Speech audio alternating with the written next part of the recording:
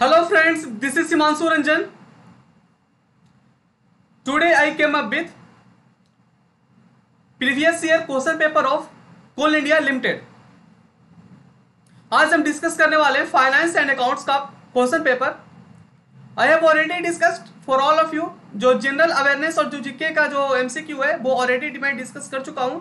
आप अगर नहीं देखे हैं तो आप मेरा यूट्यूब चैनल पे सर्च करिएगा जीके कोल इंडिया लिमिटेड, हिमांशु भी लिख दीजिएगा तो आ जाएगा, नहीं तो फिर आप मेरा चैनल पे हर एक पेपर्स का प्लेलिस्ट बनाया हुआ है, आप वहां से भी देख सकते हो। ओके, जैसे जीके का हो गया, फिर उसके बाद मैथ का पोर्शन हो गया, वो भी 25 एमसीक्यू है, और रीजनिंग का है 25 और इंग्लिश का है 25 क्वेश्चन है। Then all this videos are already uploaded in my YouTube channel. Okay, और सभी जो वीडियो है वो सेपरेट अपलोडेड है। ठीक है, जो मैं अपलोड कर रहा हूं हर एक वीडियो में 25 एमसीक्यू होता है। Okay, then if you didn't see then please check out my playlist, you will get all the videos from there. Okay, आज हम डिस्कस करने वाले हैं जो फाइनेंस एंड अकाउंट्स का जो क्वेश्चन है from the question number 52। From the question number 52 today I will discuss. तो आप पूछिएगा कि पहले जो फ्रॉम द क्वेश्चन नंबर 1 से लेकर के क्वेश्चन नंबर 51 तक था वो कब डिस्कस करिएगा। तो मैं आपको बता दूं, I have already discuss from the question number 1 to question number 51 तक। ठीक है, क्वेश्चन नंबर 1 से लेकर के क्वेश्चन नंबर 51 तक I have already discuss in my earlier videos. ठीक है, in my first videos of finance and accounts I have discuss from the question number 1 to question number 25। ठीक है, in the second videos I have already discussed from the question number 26 to question number 51। ठीक है, तो देखिए finance and accounts का question paper start हो चुका है। तो मैं बता दूं वीडियो स्टार्ट करने के पहले, मतलब क्वेश्चन जो हम लोग डिस्कस करने के पहले, कि मेरा एक टेलीग्राम चैनल है हिमांशु रंजन क्लासेस। ठीक है, हिमांशु रंजन क्लासेस मेरा एक टेलीग्राम चैनल है। अगर आप चाहें तो आप मेरे टेलीग्राम चैनल से जुड़ सकते हैं, जहाँ की बहुत सारे लोग अपना डिस्कशन भी आप कर सकते हो अपना फ्रेंड लोग के साथ वहां पे।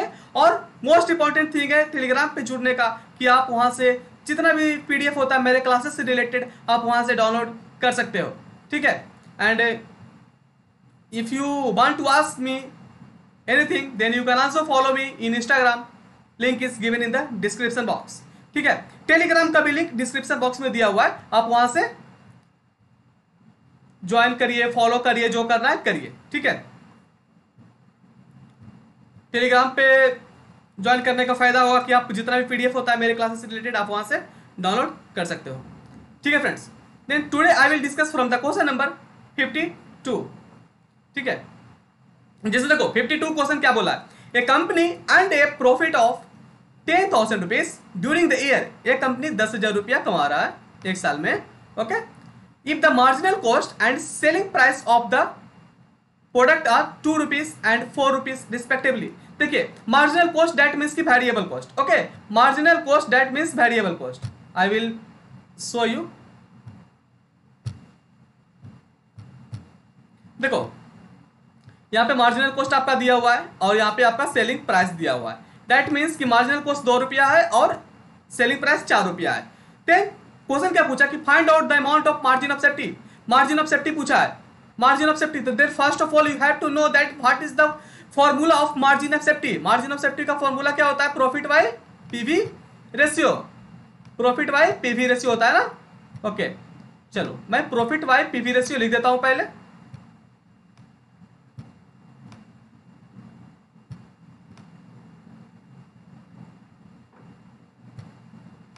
Profit by PV ratio.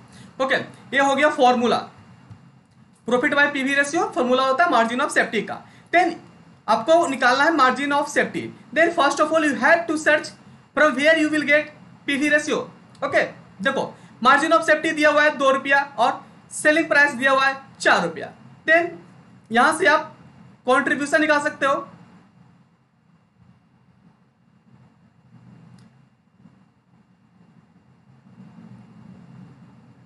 देखो कंट्रीब्यूशन क्यों निकालना है, क्योंकि आपको पीवी रेशियो आपको फॉर्मूला में पूछ रहा है, तो पीवी रेशियो अगर आपको लाना है तो पीवी रेशियो कैसे लाइएगा, कंट्रीब्यूशन बाय सेल इनटू 100 होता है पीवी रेशियो का फॉर्मूला।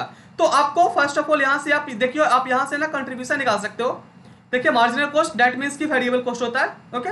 देन मार्जिनल कॉस्ट आपका क्वेश्चन में 2 रुपया दिया हुआ है और सेलिंग प्राइस 4 रुपया दिया हुआ है। तो आपका नॉर्मल चीज है कि कंट्रीब्यूशन का फॉर्मूला होता है sale minus variable cost, okay.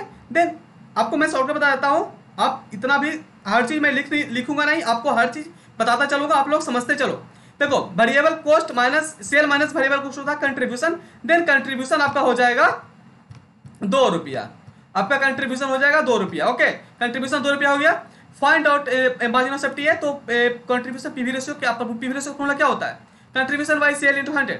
Then contribution you will get contribution 2 rupees contribution by sale. देखो सेल कितना दिया हुआ है, सेल दिया हुआ है आपका 4 रुपया, ओके। तो देखो यहाँ पे मैं आपको कैलकुलेट कर देता हूँ, कंट्रीब्यूशन हो गया 2 रुपया, सेल हो गया आपका 4 रुपया, कंट्रीब्यूशन बाय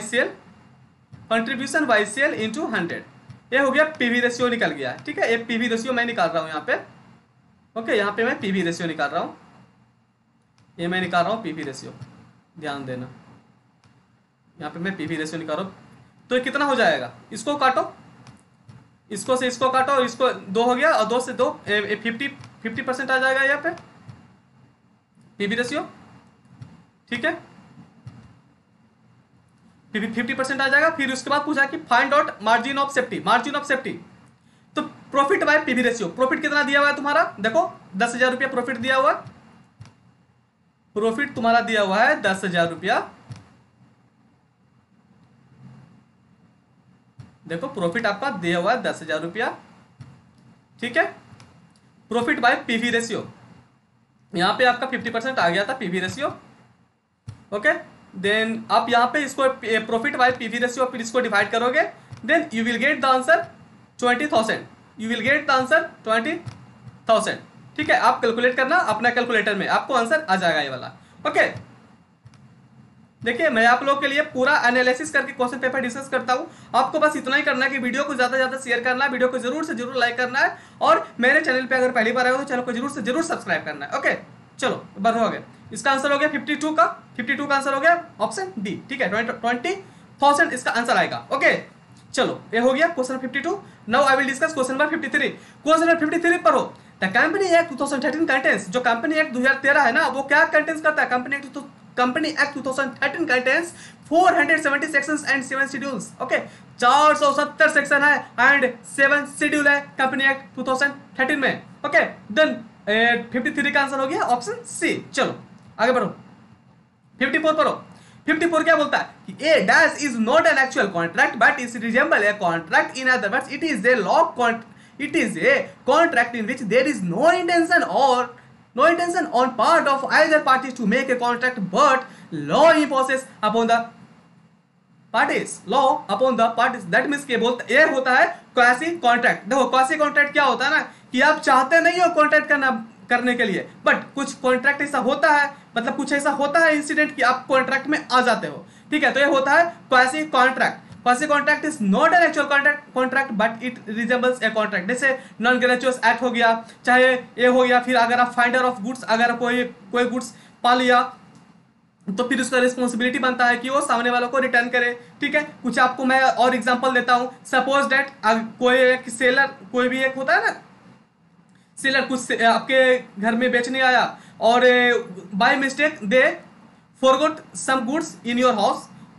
तो अगर वो कोई कुछ सामान अगर आपके घर में भूल गया बाय मिस्टेक, देन अगर आप उस सामान को यूज कर लेते हो, उस प्रोडक्ट को अगर आप यूज कर लेते हो, then you are liable to pay him, ठीक है। आप लायबल हो उसके पेमेंट करने के लिए। उस आदमी अगर वापस आता है कि जो कि बेचने आया था कुछ और उसको कुछ सामान छूट गया, तो आप लायबल हो उसको पेमेंट करने के लिए, ठीक है। क्योंकि कोई सामान अगर आप यूज कर लिए, किसी का बाय मिस्टेक छूटा हुआ, तो आपका लायबिलिटी बनता है कि आप उस प्रोडक्ट के लिए सामने वाले पार्टी को पेमेंट करोगे। तो ये सब जो कॉन्ट्रैक्ट होता है, ये जो होता है ना, ये आदमी सोचता नहीं है कॉन्ट्रैक्ट करने के लिए, बट कॉन्ट्रैक्ट हो जाता है। तो ये होता है quasi contract. A quasi contract is not an actual contract but it resembles a contract, in other words it is a contract in which there is no intention, कोई इंटेंशन नहीं था ना, पहले तो कोई इंटेंशन नहीं था on part of either party to make a contract, but law है ना, ये impose कर दिया upon the party, but law impose कर दिया कि अगर आप गुड्स को कंज्यूम किए हो तो आपको पेमेंट करना पड़ेगा, ओके। तो ये आंसर हो गया 54 का जो आंसर है वो हो जाएगा option C, quasi contract. Okay, 54 का सी हो जाएगा। आगे बढ़ो। Now you read question number 55। 55 क्या बोलता है? रिकी पॉन्टिंग जो ऑस्ट्रेलिया के क्रिकेटर है, Ricky Ponting an Australia cricket player visit India, India में आया, visit India for 90 days in every financial year there has been his practice for the past 11 financial year including the current previous year 1920 हाँ, but will be his residential status for the assessment year 2021 का पूछ रहा है। Assessment year 2021 में पूछ रहा है कि उसका जो रेसिडेंशियल स्टेटस है वो क्या है, weather he is A resident person, weather he is a non resident person. अगर आप रेसिडेंट और नॉन रेसिडेंट का प्रोविजन पढ़े होगे अंडर इनकम टैक्स तो आप जानते होगे, पढ़े होगे तो, कि जो क्या होता है रेसिडेंट उसी को कहा जाता है कि जो कि कम से कम 182 दिन प्रीवियस ईयर में रहा हो, और नहीं तो फिर अगर आप प्रीवियस ईयर में 60 दिन भी रहे हो ना, एंड 60 दिन रहे हो प्रीवियस ईयर में, एंड अगर आप 365 दिन प्रीवियस 4 साल में रहे हो तो भी आप इंडिया का बन सकते हो, 365 दिन इंडिया में रेसिडेंट बन सकते हो। तो देखो पहला तो कंडीशन सर्टिफाई नहीं करता क्योंकि प्रीवियस ईयर में 90 डेज ही रह रहा है। If you are choosing second condition then you will see that कि सेकंड कंडीशन में क्या हो रहा है ना कि जो रिकी पॉन्टिंग है वो 60 दिन तो रह रहा है करंट ईयर बोलिए चाहे प्रीवियस ईयर बोलिए, but in the last 4 year he is living in India only 360 days। But according to income tax का जो प्रोविजन है रेसिडेंट का उसमें बोलता है कि कम से कम आपको 365 दिन रहना पड़ेगा इंडिया में, but he is living in India only 360 days, then he is a non resident person. Okay, then question number 55 का हो जाएगा option D, non resident. Okay, चलिए फ्रेंड्स आगे बढ़िए। क्वेश्चन नंबर 56 पढ़िए। इफ यू आर अगर आपको वीडियो अच्छा लगता है तो प्लीज वीडियो को लाइक करिएगा, ठीक है।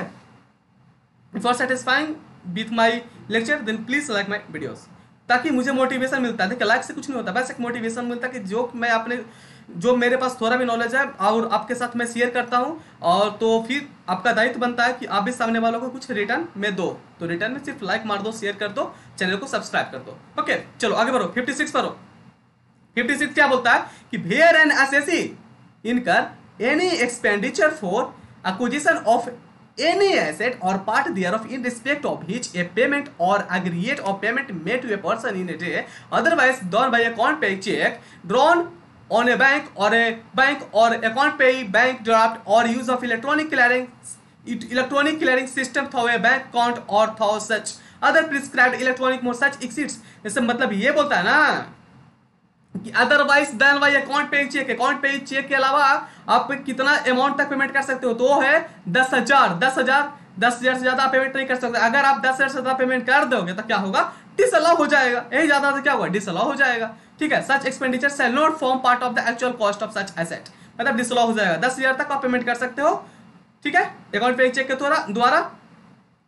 इससे ज्यादा अगर पेमेंट कर देते हो कैश में तो फिर क्या होगा ना कि डिसअलाउ हो जाएगा। चलिए क्वेश्चन नंबर 56 का हो जाएगा ऑप्शन ए 10,000 रुपीज।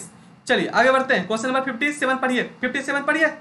चलिए 57 क्या बोलता है, the objective of dash is to ensure that the appropriate recognition criteria and the measurement basis are apply to provisions and contingent liabilities and that sufficient information is disclosed in the notes to the financial statement to enable the users to understand their natures and timings and the amounts। क्या बोलता है, सीधा सीधी इतना line इतना पढ़ लिए, all India का question है। सीधा सीधी आप इतना देखो, कॉन्टिजेंट लायबिलिटी से रिलेटेड लाइन लिखा हुआ है, तो सीधा सीधी आप अगर आपको अकाउंटिंग स्टैंडर्ड याद करके गए होगे तो आप AS 29 टिक मार के आ जाओगे। इसलिए मोस्ट इंपॉर्टेंट इसमें बता देता हूँ, अगर if you are going for appearing in any PSU examination then you have to remember accounting standard को line by line, accounting standard 1 क्या है, 2 क्या है, 3 क्या है, 4 5 कितना भी क्या, all the accounting standard you have to remember by heart। okay, then you have also to remember that the Ind AS name also, जो Ind AS आया ना उसको भी नाम को याद करना, इसके साथ साथ कॉस्ट अकाउंटिंग स्टैंडर्ड भी याद करना, इसके साथ साथ स्टैंडर्ड और auditing, all this things you have to remember before going to appear any exam, ठीक है। चलो 57 का हो गया ऑप्शन डी। 57 का ऑप्शन डी AS 29। चलो आगे बढ़ो। 58 देखो, 58 क्या बोलता है कि which of the following is not a correct base adopted for appropriation of expenses over each department। कि बोलता है कि जो appropriation of expenses है, जो कौन सा 4 ऑप्शन है जो गलत है, मतलब कि जो appropriation है ना वो गलत है। जो appropriation का जो expenses का जो किया है वो थोड़ा गलत है। Labour welfare expenses is apportioned on the machine hours, एक गलत है। जो लेबर वेलफेयर एक्सपेंसेस ये अपोर्शन आप थोड़े ना कर सकते हो मशीन आवर के अथी पे, थोड़ा ना, ये तो लेबर वेलफेयर एक्सपेंसेस आप इसको मशीन के साथ आवर्स के साथ इसको कभी कर ही नहीं सकते हो, ठीक है। अगर लेबर वेलफेयर एक्सपेंसेस है तो इसको आप लेबर कोस्ट या लेबर से रिलेटेड कोई पोस्ट में इसको आप अपोर्शन कर सकते हो, ठीक है। But labour welfare expenses is not apportion as machine hours, ठीक है। तो ये हो जाएगा, ये ऑप्शन गलत है। 58 का जो ऑप्शन है A, labour welfare expenses is apportion on the basis machine hours, this option is wrong, ठीक है। 58 का हो गया ऑप्शन ए। ओके फ्रेंड्स, चलिए आगे बढ़िए, क्वेश्चन नंबर 59 पढ़िए। 59 क्या बोलता है? Now you when the day on which a promissory note or bill of exchange is at maturity after including the days of grace is a public holiday except emergency or unforeseen holidays, the instrument shall be deemed to be due on the preceding business day। जो अगर कोई क्या होता है ना, अगर emergency और unforeseen holiday अगर हो जाता है, पब्लिक हॉलीडे हो जाता है, तो क्या है ना कि जो instrument shall be deem due, जो ड्यू हो जाएगा इंस्ट्रूमेंट, वो प्रीसीडिंग बिजनेस डेज, मतलब एक दिन पहले ही वो ड्यू हो जाता है, ठीक है फ्रेंड्स। तो 59 का हो गया ऑप्शन डी। देखिए पीएसयू में कोई हार्ड क्वेश्चन नहीं आता, बस इतना ही होता है कि आपका जो जितना भी पेपर अगर आप पढ़े हो अगर आप सीए में हो, अगर आप सीए हो, तो आप जितना भी जो अपना स्टडी में पढ़े थे, सीए फाउंडेशन या सीए फाउंडेशन या सीए इंटर, सीए में इंटर, और फाइनल का कुछ पोर्शन है जो भी पूछा जाता है, तो आप गो थ्रू और पेपर आप कर लीजिएगा, आप इसलिए एग्जाम करेक्ट कर सकते हो, आराम से पास हो सकते हो। और थोड़ा सा फोकस कर लीजिएगा नॉन टेक्निकल पोर्शन पे, ठीक है, वो भी बहुत ज़्यादा इंपॉर्टेंट रोल प्ले करता है, क्योंकि वहाँ पे लोग थोड़ा जो लोग को नहीं आता है वो लोग चढ़ जाते हैं, जो लोग को नॉन टेक्निकल पोर्शन थोड़ा अच्छा सा आता है वो लोग सेलेक्ट हो जाते हैं। तो थोड़ा सा नॉन टेक्निकल पोर्शन पे भी ध्यान दीजिएगा। ओके फ्रेंड्स, चलिए बढ़ते हैं क्वेश्चन नंबर 60। देखिए क्वेश्चन नंबर 60 क्या बोलता है? Which of the following statement is incorrect with respect to valuation of inventory. Valuation of inventory के हिसाब से बताइए कि जो स्टेटमेंट है जिसमें कौन है जो गलत दिया हुआ है। तो जी ऑप्शन डी है जो कि गलत दिया हुआ है। क्या लिखता है ना कि there is no requirement in accounting standard that the financial statement should disclose the cost formula used in measuring inventory. There is no requirement, who told you that there is no requirement? ये गलत है ना, ये गलत, सीधा पता चल रहा है कि रिक्वायरमेंट ही नहीं है। There is no requirement in accounting standard that the financial statement should disclose the cost formula. ऐसा थोड़ी ना, आप ऑप्शन देख के पकड़ सकते हो, ऑप्शन देख के पकड़ सकते हो कि गलत है, ठीक है। अकाउंटिंग स्टैंडर्ड को बोल रहा है कि नो रिक्वायरमेंट। चलो देखो क्वेश्चन नंबर 60 का हो गया ऑप्शन डी। आगे बढ़ो 61 देखो 61 क्या बोलता है कि for assessment year B6 the maximum loss from the horse property which can be set off against the income from any other head। maximum loss जो horse property का है वो कितना आप सेट ऑफ कर सकते हो with any other head? आप मैक्सिमम 2 लाख रुपया तक सेट ऑफ कर सकते हो। horse property का जो लॉस है ना मैक्सिमम 2 लाख तक आप सेट ऑफ कर सकते हो against any income any other head, ठीक है, against income from any other head, ठीक है। 2 लाख रुपया तक आप सेटअप कर सकते हो अदर हेड के साथ। 61 का हो गया ऑप्शन ए। 61 का ऑप्शन है 2 लाख रुपीज।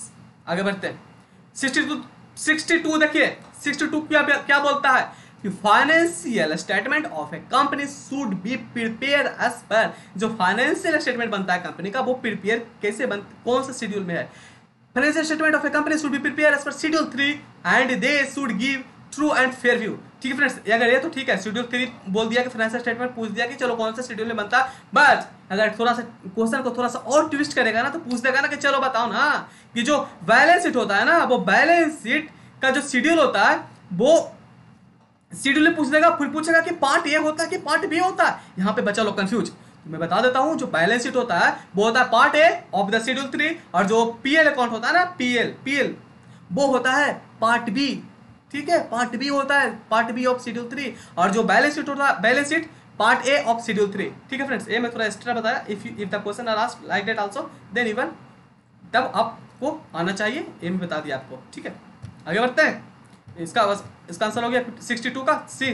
चलो आगे बढ़ो 63 देखो 63 बोलता है कि A6 accounting standard 6 depreciation accounting has been withdrawn with effect from 1/4/2016 after the issuance of revised AS 10 on property plant and equipment. AS6 क्या बोलता है कि depreciation accounting has been withdrawn. AS6 जो अकाउंटिंग स्टैंडर्ड 6 है ना, वो withdraw हो गया 1/4/2016 से। 1/4/2016 से जो AS6 का जो डिप्रिसिएशन का जो अकाउंटिंग आप करते थे ना, वो विड्रॉ कर दिया गया था, विड्रॉ कर दिया गया 1/4/2016 से। कब किया गया? आफ्टर द इश्यूएंस ऑफ, जब इश्यू किया गया AS10 on property plant and equipment. जो पहले AS10 था ना, वो सिर्फ उसको फिक्स्ड कॉस्ट बोलता था, फिक्स्ड एसेट AS10। अब उसको AS10 को अब बोला गया प्रॉपर्टी प्लांट एंड इक्विपमेंट। तो AS10 प्रॉपर्टी प्लांट इक्विपमेंट के आने के बाद ना AS6 का जो डिप्रिसिएशन का अकाउंटिंग उसको विड्रॉ कर दिया गया। ओके फ्रेंड्स, तो क्वेश्चन नंबर 63 का ऑप्शन बी हो गया AS10। चल आगे बढ़ते हैं। 64 देखिए, 64 क्या बोलता है? The value of the firm on the basis of net income approach can be ascertained as, देखो V = S + T in the above formula S indicates. देखो एक क्वेश्चन है आपका कैपिटल स्ट्रक्चर से, एक क्वेश्चन पूछा गया कैपिटल स्ट्रक्चर से, पूछ रहा है कि नेट इनकम के हिसाब से बताइए, नेट इनकम अप्रोच के हिसाब से बताइए कि जो वैल्यू ऑफ फॉर्म है, V मतलब वैल्यू ऑफ फॉर्म, S तो पूछा कि S को बताओ कि S क्या है इस फॉर्मूला में, तो S है मार्केट वैल्यू ऑफ इक्विटी। देखो मैं बता देता हूँ according to capital structure income, net income approach के हिसाब से मैं बताता हूँ। जो वैल्यू ऑफ फॉर्म होता है, value of firm = market value of equity plus market value of debt होता है। ठीक है, इक्विटी प्लस डेट होता है, इक्विटी और प्लस डेट को मिला दीजिएगा तो वो वैल्यू ऑफ फॉर्म बनता है। ओके फ्रेंड्स, चलो तो क्वेश्चन नंबर 64 का ऑप्शन हो जाएगा ए। चलो आगे बढ़ो। 65 देखो, 65 क्या बोलता है कि the objective of dash is to prescribe the accounting treatment for intangible asset that are not dealt with specifically in another accounting standard. AS26 intangible asset देखना, टिक मारना। ठीक है, एक चीज और मैं ऊपर एक क्वेश्चन डिस्कस किया तो उसमें बताया था कि अगर आप कंटिंजेंट लायबिलिटी देखो और AS29 आप वहां पे टिक कर सकते थे, यहाँ पे देखो इंटेंजिबल दिया हुआ है। आप अगर आप अकाउंटिंग स्टैंडर्ड करके जाते हैं तो आप इंटेंजिबल देकर के AS26 मार सकते हो। इसलिए बताया जाता है accounting standard, Ind AS, cost accounting standard और स्टैंडर्ड ऑफ ऑडिटिंग याद करके जरूर जाना। ठीक है, तो चलो 65 का जो आंसर हो जाएगा वो हो जाएगा ऑप्शन ए। जो मैं बता रहा हूँ वो मैं अपने एक्सपीरियंस के थ्रू मैं बता रहा हूँ, आप प्लीज फॉलो करो, आप फायदा में रहोगे। चलो क्वेश्चन नंबर 66 देखो, क्वेश्चन नंबर 66 क्या बोलता है कि which of the following is regarded factory manufacturing production overhead. कौन है ना इसमें जो 4 ऑप्शन दिया वैसे बोल रहा कि which of the following regard, किसको रिगार्ड किया जाता है फैक्ट्री मैन्युफैक्चरिंग प्रोडक्शन ओवरहेड, वो है कॉस्ट ऑफ प्राइमरी पैकिंग। ठीक है, तो क्वेश्चन नंबर 66 का हो जाएगा ऑप्शन सी।